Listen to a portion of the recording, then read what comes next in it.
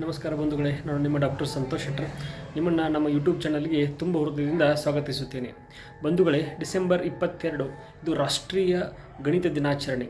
ಶ್ರೇಷ್ಠ ಹಾಗೂ ಖ್ಯಾತ ಗಣಿತಜ್ಞರಾದಂತಹ ಶ್ರೀನಿವಾಸ ರಾಮಾನುಜನ್ ಅವರ ಹುಟ್ಟುಹಬ್ಬದ ನಿಮಿತ್ತ ರಾಷ್ಟ್ರೀಯ ಗಣಿತ ದಿನಾಚರಣೆಯನ್ನು ಆಚರಿಸಲಾಗ್ತಾ ಇದೆ.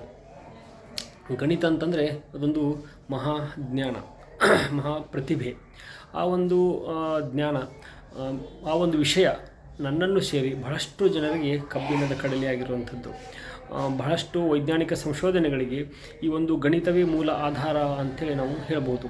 ಐನ್ಸ್ಟೈನ್ ಅವರ ಸಾಪೇಕ್ಷತಾ ಸಿದ್ಧಾಂತ ಆಗಿರ್ಬೋದು, ನ್ಯೂಟನ್ ಅವರ ಎಲ್ಲ ಸಂಶೋಧನೆಗಳಾಗಿರ್ಬೋದು, ರುದರ್ಫೋರ್ಡ್ ಅವರ ಅನ್ವೇಷಣೆಗಳಾಗಿರ್ಬೋದು, ಹೀಗೆ ಎಲ್ಲ ವೈಜ್ಞಾನಿಕ ಅನ್ವೇಷಣೆಗಳಿಗೆ ಗಣಿತವೇ ಮೂಲ ಆಧಾರ ಅಂತೇಳಿ ಹೇಳ್ಬೋದು.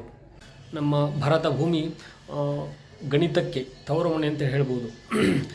ಆಧುನಿಕ ಯುಗದ ಶ್ರೇಷ್ಠ ಗಣಿತಜ್ಞರಾದಂತಹ ನ್ಯೂಟನ್, ಲಿಬನೀಜ್, ಲ್ಯಾಂಗ್ರಾಜ್ ಇವರಕ್ಕಿಂತ 500 ವರ್ಷಗಳ ಮೊದಲೇ ಕ್ಯಾಲ್ಕುಲಸ್ನಂತಹ ಕಠಿಣಾತಿ ಕಠಿಣ ವಿಷಯಗಳಲ್ಲಿ ನಮ್ಮ ಭಾಸ್ಕರಾಚಾರ್ಯ, ಎರಡನೇ ಭಾಸ್ಕರಾಚಾರ್ಯ ಇವರು ಆಳವಾದ ಅಧ್ಯಯನವನ್ನು ನಡೆಸಿರ್ತಕ್ಕಂಥದ್ದು.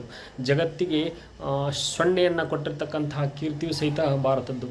ಹೀಗೆ ಇಷ್ಟೆಲ್ಲ ಜ್ಞಾನವನ್ನು ಭಾರತ ದೇಶ ಜಗತ್ತಿಗೆ ಕೊಟ್ಟಿದ್ದರೂ ಸಹಿತ ಭಾಸ್ಕರಾಚಾರ್ಯ, ಎರಡನೇ ಭಾಸ್ಕರಾಚಾರ್ಯ ಅಂಥವರಾಗಿರ್ಬೋದು, ಆರ್ಯಭಟ ಅಂಥ ಮಹಾನ್ ಜ್ಞಾನಿಗಳ ಸಾಧನೆಯು ತೆರೆಮರೆಗೆ ಸರಿದಿರುವಂಥದ್ದು ವಿಷಾದನೀಯ ಸಂಗತಿ. ಆದ್ದರಿಂದ ನಮ್ಮ ಸುತ್ತಮುತ್ತಲಿರ್ತಕ್ಕಂತಹ ಪ್ರತಿಭೆಗಳನ್ನು ಗುರುತಿಸಿ ಪ್ರೋತ್ಸಾಹಿಸುವುದು ನಮ್ಮೆಲ್ಲರ ಆದ್ಯ ಕರ್ತವ್ಯ ಆಗಿದೆ ಅಂಥೇಳಿ ಈ ಸಂದರ್ಭದಲ್ಲಿ ಹೇಳಲಿಕ್ಕೆ ಇಚ್ಛೆ ಪಡ್ತಾ ಇದ್ದೇನೆ. ನಮ್ಮ ಸುತ್ತಮುತ್ತಲ ಪರಿಸರದಲ್ಲಿ ನಾವು ನೋಡಿದಾಗ ಹಲವಾರು ಪ್ರತಿಭಾವಂತ ಮಕ್ಕಳು, ಅವರಿಗೆ ಒಂದು ವ್ಯವಸ್ಥಿತವಾದಂತಹ ಒಂದು ಪ್ರೋತ್ಸಾಹ ಸಿಗದೆ, ಈ ಒಂದು ಗಣಿತದಲ್ಲಿ ಅವು ಎಷ್ಟೋ ಪ್ರತಿಭಾವಂತರಿದ್ದರೂ ಸಹಿತ ಸರಿಯಾದ ಕಾಲಕ್ಕೆ ಪ್ರೋತ್ಸಾಹ ಸಿಗದೆ ಅವು ಅಲ್ಲೇ ಎಲೆಮರೆಕಾಯಿಯಂತೆ ಉಳಿಯುವಂತಹ ಸಾಕಷ್ಟು ಸಂದರ್ಭಗಳು ಇರುವಂಥದ್ದು. ಆದ್ದರಿಂದ ಇಂತಹ ಎಲೆಮರೆಕಾಯಿಯಂತಿರುವ ಪ್ರತಿಭೆಗಳನ್ನು, ವಿಶೇಷವಾಗಿ ಬಾಲ ಪ್ರತಿಭೆಗಳನ್ನು ಹುಡುಕುವಂತಹ ಕಾರ್ಯ ನಮ್ಮ ಮಕ್ಕಳ ಸಾಹಿತ್ಯ ಪರಿಷತ್ತು ಲೋಕಾಪುರ ಘಟಕ ನಿರಂತರವಾಗಿ ಮಾಡ್ತಾ ಇರುವಂಥದ್ದು.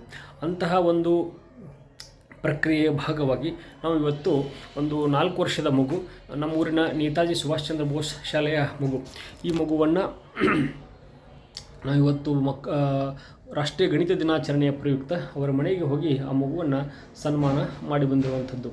ಯಾಕೆ ಆ ಮಗುವನ್ನು ಸನ್ಮಾನ ಮಾಡಿರುವಂಥದ್ದು ಅಂತಂದರೆ, ಕೇವಲ 4 ವರ್ಷದ ಆ ಮಗು ಎರಡರ ಮಗ್ಗೆ ಅಂತ ನಾವೇನು ಕರಿತೀವಿ, ಟೇಬಲ್ಸ್ ಅಂತ ಏನು ಕರಿತೀವಿ, ಅವುಗಳನ್ನು 30ರವರೆಗೆ ಸರಾಗವಾಗಿ ಯಾವುದೇ ಅಡೆತಡೆ ಇಲ್ಲದೆ ಲೀಲಾಜಾಲವಾಗಿ ಹೇಳುವಂಥದ್ದು. ಆಮೇಲೆ ಹಲವಾರು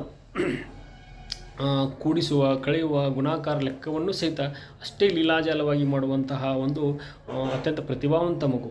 ಈ ಮಗುವಿನ ನೆನಪಿನ ಶಕ್ತಿಯೂ ಸಹಿತ ಅಸಾಧ್ಯವಾಗಿರುವಂಥದ್ದು. ಬನ್ನಿ ಆ ಮಗುವನ್ನು ನಾವು ನೋಡಿಕೊಂಡು ಆ ಮಗುವಿಗೆ ಪ್ರೋತ್ಸಾಹವನ್ನು ತುಂಬಿ ಬರೋಣ.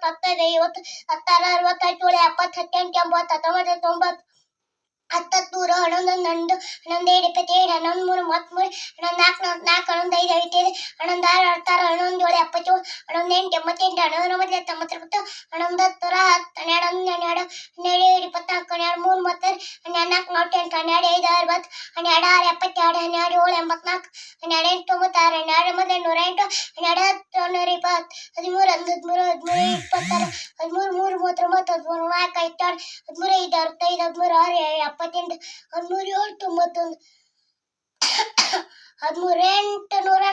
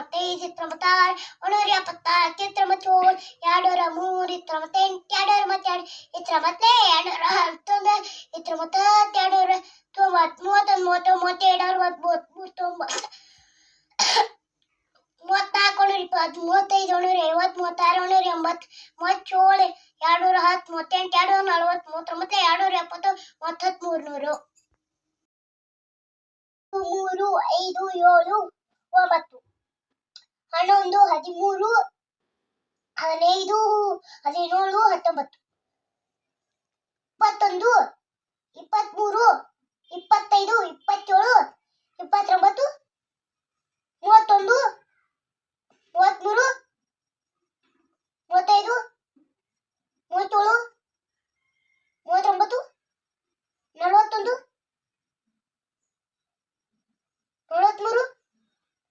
ನಲವತ್ತೈದು, ನಲವತ್ತೇಳು, ನಲವತ್ತೊಂಬತ್ತು,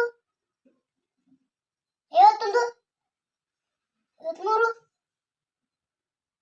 ಐವತ್ತೈದು, ಐವತ್ತೇಳು, ಐವತ್ತೊಂಬತ್ತು, ಅರವತ್ತೊಂದು, ಅರವತ್ಮೂರು, ಅರವತ್ತೈದು,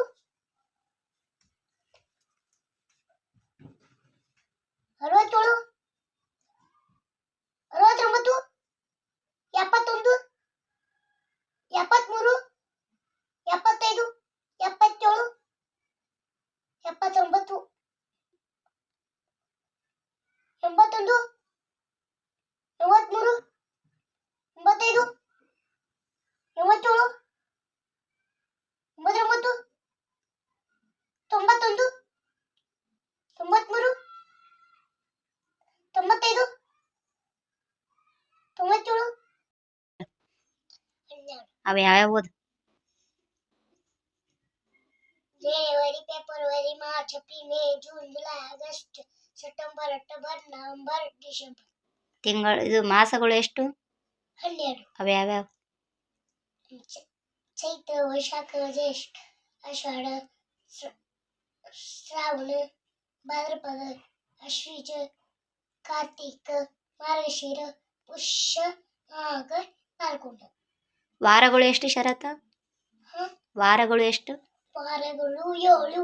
ಅವ ಯಾವ್ಯಾವ ಓದಪ್ಪ ರವಿವಾರ, ಸೋಮವಾರ, ಮಂಗಳವಾರ, ಬುಧವಾರ, ಗುರು, ಶುಕ್ರವಾರ, ಶನಿವಾರ. ಋತುಗಳು ಎಷ್ಟು ಶರತ 6. ಓದಪ್ಪ ಅವನ ವಸಂತ, ಗ್ರೀಷ್ಮ, ವರ್ಷ, ಹೇಮಂತ, ಶರತ, ಶಿಶಿರ.